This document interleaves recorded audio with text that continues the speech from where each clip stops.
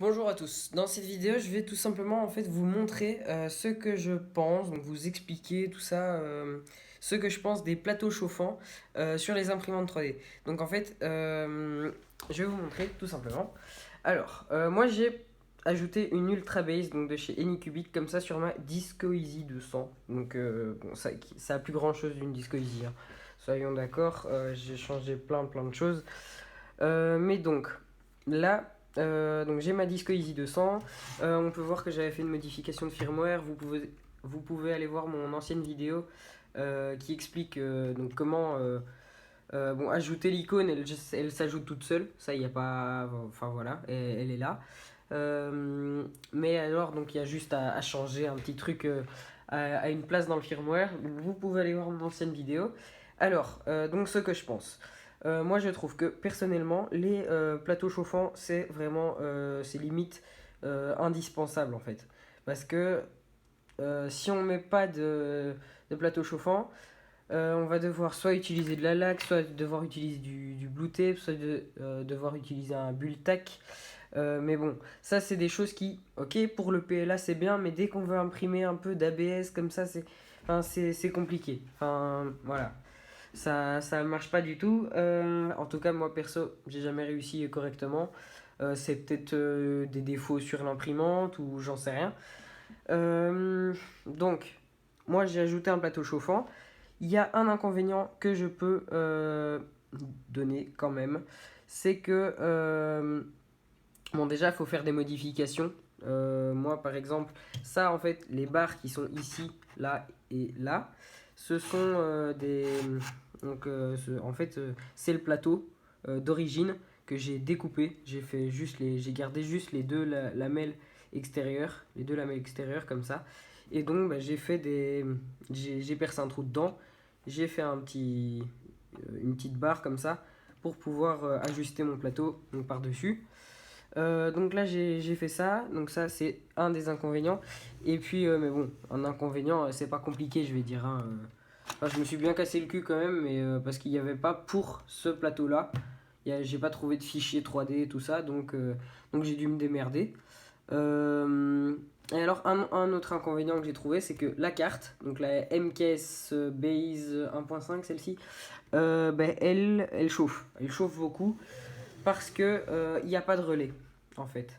Et c'est vrai que on peut se dire, il y a des gens quand même qui disent que si il y a des, enfin et c'est ce que je pensais aussi, hein, je veux dire que si il y a une prise, s'il y a des fiches sur la carte exprès pour mettre un plateau chauffant, c'est que la carte est faite pour.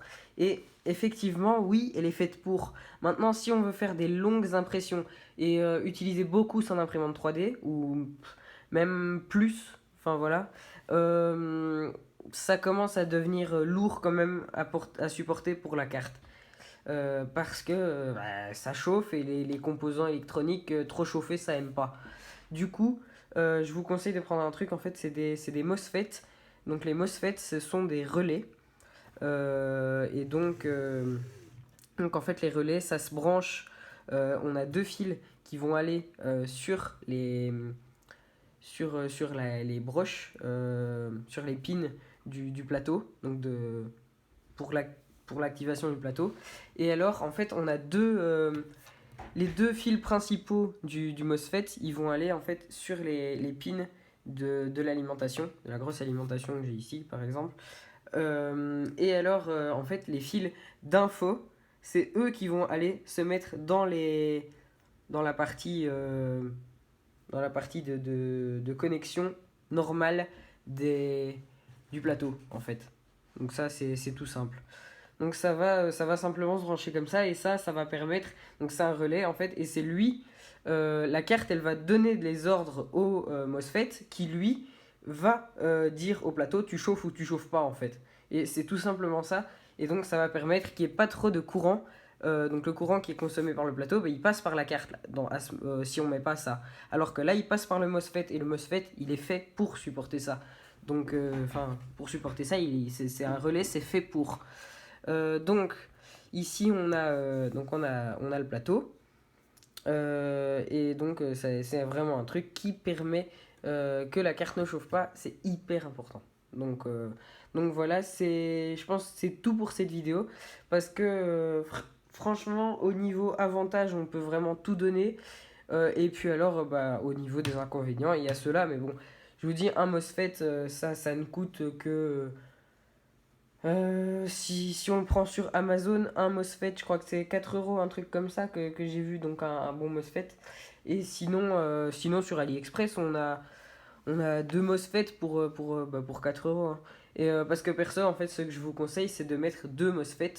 Vous en mettez un pour la tête et un pour le plateau. Moi, personnellement, c'est ça que je vais faire bientôt parce que ça va permettre que ça chauffe pas du tout et je trouve ça beaucoup mieux.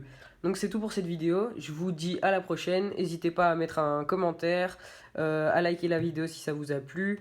Donc pour ce qui est des commentaires, si jamais vous avez des idées de vidéos ou je sais plus parler, donc si jamais vous avez des idées de vidéos ou des questions ou quoi, je vois assez vite les commentaires, donc je saurai assez vite y répondre. Tchuss!